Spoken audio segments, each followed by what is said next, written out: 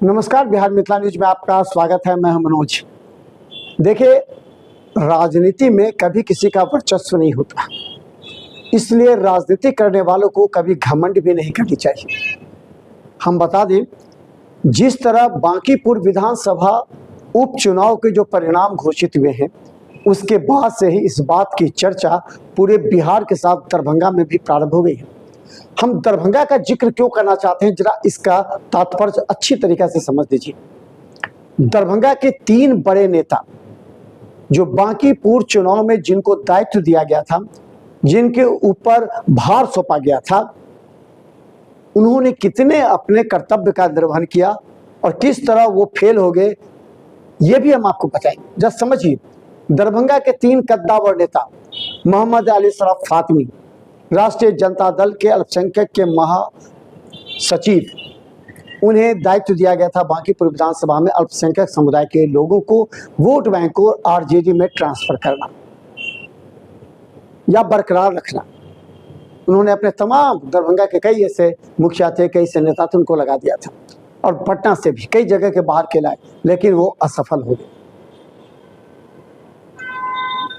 दूसरी तरफ संजय सरावगी, जो प्रदेश अध्यक्ष भारतीय जनता पार्टी के, उनके कंधों पर बड़ी जिम्मेवारी थी कि प्रदेश अध्यक्ष बनने के बाद ये पहला चुनाव हो रहा है आपके राज्य में, और आपको भाजपा का जो वोटर है, जो लगातार 20 वर्षों से नितिन नवीन जी को जिताता रहा है, वो वोट बैंक बरकरार रहेगा या नहीं, ये जिम्मेवारी दी गई थी।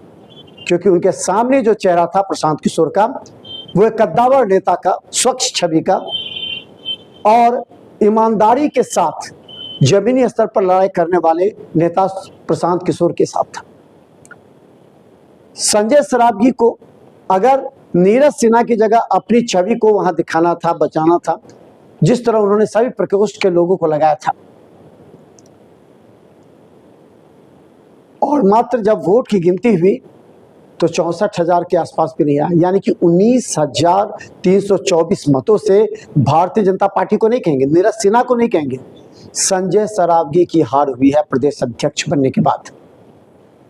अब मैं ये नहीं कह रहा हूं, लेकिन 3 दिन पहले, चुनाव से 3 दिन पहले, जिस तरह भारतीय जनता पार्टी के कार्यकर्ता नेता सीधा ट्रांसफर हो गए थे प्रशांत किशोर में, उस समय लोग कह रहे थे कि निश्चित तौर पर भाजपा ने सही चयन नहीं किया, सही निर्णय नहीं किया, और चेहरा संजय सरावगी का था। अगर जीत हो जाती तो संजय सरावगी का नाम पूरी तरह बड़े नेता, जो केंद्र के बड़े नेता हैं, अमित शाह हो, मोदी हो, उनके नाम में हो जाता। लेकिन जिस तरह ये हार हुई है और 19,000 के मत के अंतर से हुई, अगर 1-2 हज़ार से होती तो एक बात था, 19,000 के मत से हुई है, तो लोग अब सवाल उठा रहे हैं प्रदेश अध्यक्ष पर।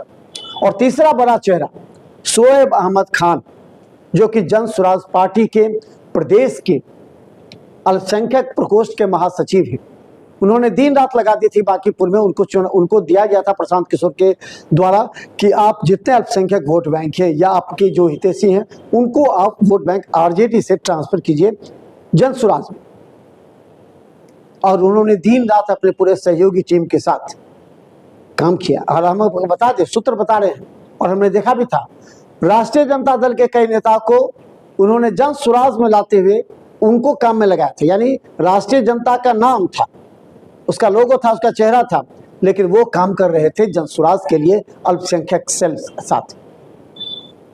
तो जीत अगर वहां पर हुई 3 कद्दावर नेता दरभंगा में, तो हम कहेंगे, हम नहीं करेंगे, जनता कह रही है कि शोएब अहमद खान की जीत हुई है।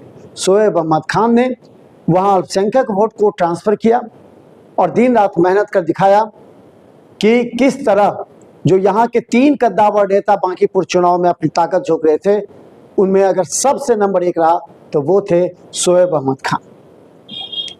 अब जनता सवाल पूछेगी, क्या बांकीपुर विधानसभा हारना बीजेपी के लिए चुनौती थी?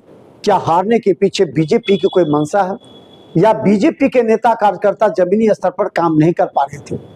बताइए, 3 दिन पहले बीजेपी के वोटर कहते हैं कि हम जन स्वराज को देंगे वोट, वहां जाति समीकरण भी काम नहीं किया, कास्ट वोट बैंक में भी बदलाव हुआ, भूमिहार में भी बदलाव हुआ, यानी सवर्ण में भी हुआ। और आप अल्पसंख्यक देखें और फिर यादव बैंक में भी, वोट बैंक में भी हुआ। ये तमाम बातें अब विश्लेषण और चर्चा का विषय बन गया है। क्या भारतीय जनता पार्टी अब अपने जिस तरह वो योजना बनाती है, क्या उससे उसको बड़ा नुकसान होने वाला है आने वाले समय में? देखिए, हमारा लगातार विश्लेषण जारी रहेगा। देखते रहिए बिहार मितान न्यूज़। यूट्यूब पे सब्सक्राइब कीजिए, जिस पे सिटी केबल 10 पर लाखों लोग हमें देख रहे हैं। अब लोग ये भी कह रहे हैं कि भारतीय जनता पार्टी में अब बदलाव होना चाहिए, प्रदेश स्तर के नेताओं में बड़ी जिम्मेवारी देनी चाहिए।